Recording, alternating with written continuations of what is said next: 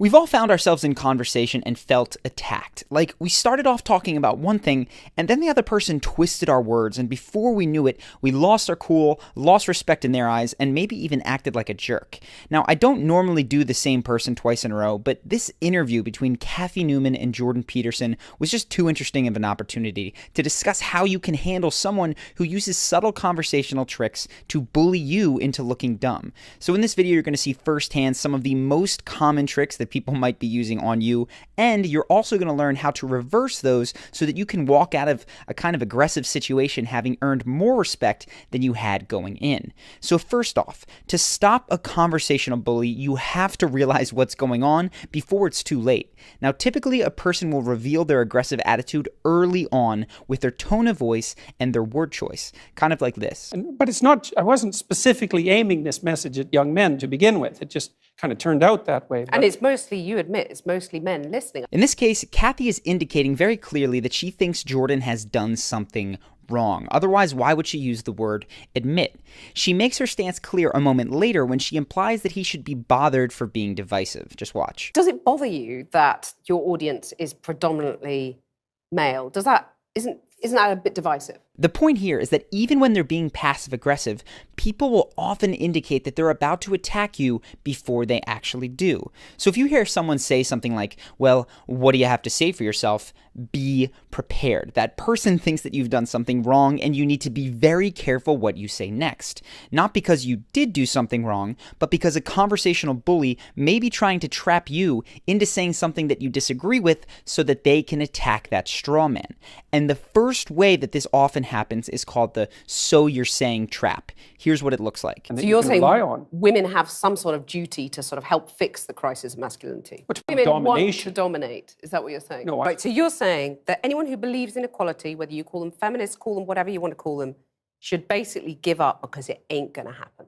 Let me just get this straight. You're saying that we should organize our societies along the lines of the lobsters. The general pattern here is that someone says, so you're saying, and then proceeds to oversimplify or mischaracterize what you actually said. I won't spend too long here because it's very easy to spot and it's rather simple to avoid and get around by saying, well, actually what I was saying is, and then repeat yourself. Along the lines of the lobsters. I'm saying that it's inevitable that there will be continuity in the way that animals and human beings organize their structures. But there's a much sneakier way that people may mischaracterize your beliefs and then attack them.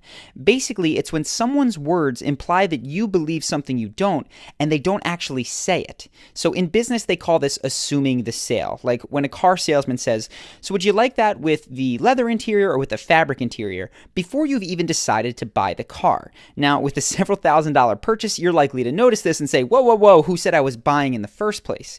But it's very likely that this is happening to you in conversation all the time and you don't even notice. Here's how it might look. Yeah, but those reasons, why should women put up with those reasons? Embedded in the question, why should women put up with it, are several important presuppositions, namely, one, that there is something to put up with, and two, that Jordan thinks women should put up with it.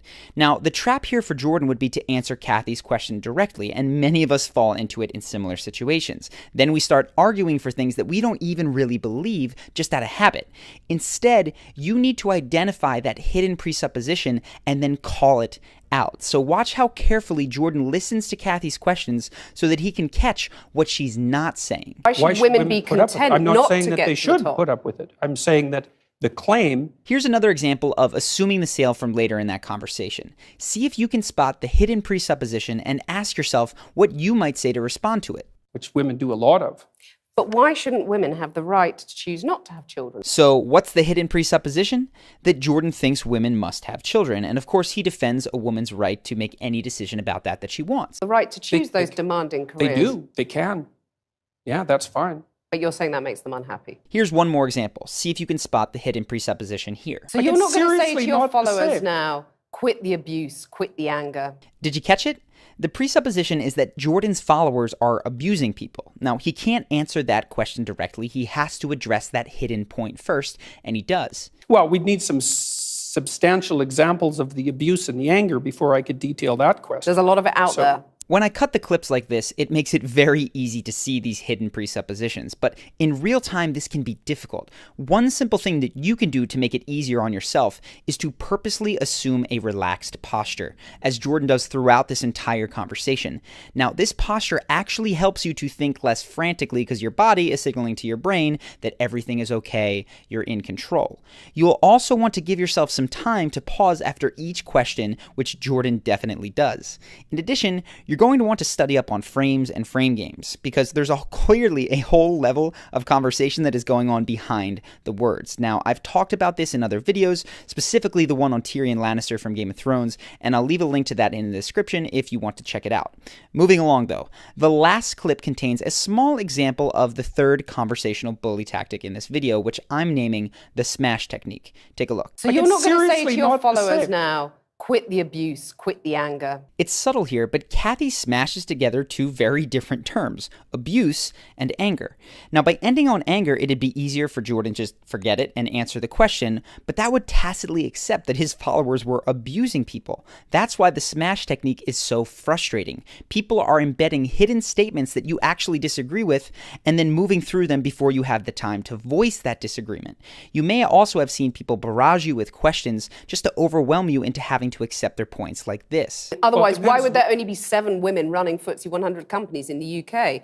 Why would there still be a pay gap, which we've discussed at length? Why are women at the BBC saying that they're getting paid illegally less than men? It can be easy to get overwhelmed and to lose focus as you try to answer all of these questions, but with the smash technique in general, the best policy is to slow down the tempo of conversation and tackle one question or one point at a time. Do the same job. Well, that's not fair, is it? Let's go to the first question. Those are complicated questions. So hopefully now you're more aware of the "so you're saying" trap when people assume the sale, and of course the smash technique. This moves us to the second section of this video, which is how to persuade someone in these kinds of situations. And I will say, it seems to me that it doesn't look like Jordan is necessarily trying to change Kathy's mind, but simply to debate in front of an audience. There are still some valuable tips to be gleaned from this video and a few things that I'd add. First, do not strawman the other person's ideas, even if they're doing it to you. And to be clear, I don't know if I mentioned this, strawmanning is when you create a caricature of their ideas and then attack those rather than what they truly believe. Instead, show the other person that you are truly engaging in their real points. Attempt to understand them. And sometimes this means that you have to ask them to repeat themselves so that you can. Seven women, repeat that one. There's 7 women running the top FTSE 100 companies in the UK. Okay. Well, the first question might be, after you've made an honest attempt to understand them, you need to make sure that they can understand you, which is necessary for persuasion.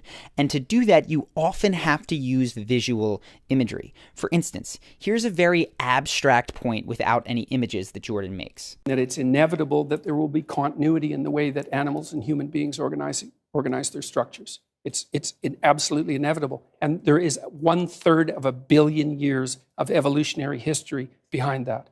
Now, maybe you can understand that, but it kind of lacks any emotional oomph. But notice how the addition of a concrete example makes that 1/3 of a billion years just feel different. Right? That's so long that 1/3 of a billion years ago, there weren't even trees. It's a long time. So adding concrete examples, especially ones that people can easily imagine, is a smart, persuasive move. And lastly, when you're arguing, oftentimes the best way to get someone to change their position is not by changing their mind, but by gently showing them that they're already agreeing with you. I talk about this in the frame video, but here's an example from this interview. Why should your right to freedom of speech trump a trans person's right not to be offended? Because in order to be able to think, you have to risk being offensive. I mean, look at the conversation we're having right now. You know, like, you're certainly willing to risk offending me in the pursuit of truth. Why should you have the right to do that? It's been rather uncomfortable. This is huge. Jordan is no longer arguing that her point is wrong. He's arguing that she already agrees with him. Her behavior and her previous statements demonstrate that she cares more about free speech than not offending people. And then Jordan doesn't try to make this point wrong. He shows her how they're actually very much in alignment. You're doing what you should do, which is digging a bit to see what the hell's going on. So and that is what you should do. But you're exercising your freedom of speech to certainly risk offending me. And that's fine. I think more power to you as far as I'm concerned. And then, of course, Kathy feels stumped because she does actually agree with Jordan and she's proven it herself. People have a strong desire to remain consistent with things they've already said and done, so oftentimes this becomes one of the few ways to persuade someone who's really dug in their heels. You're basically showing them that they don't have to move in order to agree with you. They already do right where they're dug in. And then, of course, Jordan hits her with the gotcha. And I'm just trying to work that out. I mean, Ha, gotcha. you have got me. You have got me. Now, even though I laughed at that phrase at the time I was watching the interview, I have to say that last bit, gotcha, does not improve Jordan's persuasive case. It actually makes Kathy feel silly and wrong, as opposed to happy to discover that she and Jordan are really on the same team all along. And if I had to give one last point of constructive criticism, it would be that Jordan answered all of Kathy's questions rather than trying to proactively address her deeper, unstated emotional concern. And in my opinion, that emotional concern is that Jordan is her enemy, that if he believes something, it must be against her interests. If Jordan could have found that and pointed to a more common ground that they share, which we all, of course, have, I don't think the interview would have continued in such an argumentative fashion. But Jordan's role isn't necessarily to convince Kathy Newman of anything, it's to debate for an audience and to promote his book, which I think he did at an A+ level. If you think that I missed something or you just want to discuss, leave a comment below.